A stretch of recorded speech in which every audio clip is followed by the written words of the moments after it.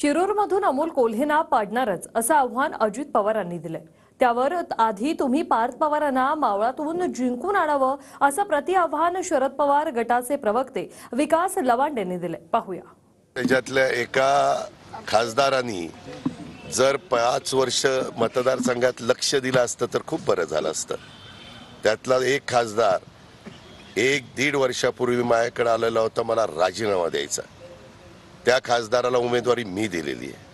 त्या खासदाराला निवडून आणण्याच्या करता जीवाचं रान मी आणि दिलीप वळसे पाटलांनी केलेलं आहे। आपण बघा ना, आता ज्यावेळेस अजित पवार एखादं चॅलेंज देतो त्यावेळेस चिमकूनच दाखवतो आणि ही गोष्ट लक्षात ठेवा, निकाल लागल्यावर तुम्हाला कळेल। तुम्ही म्हणालेत ना की अजित पवार आणि दिलीप वळसे पाटलांनी कष्ट केले म्हणून अमोल कोल्हे निवडून आले।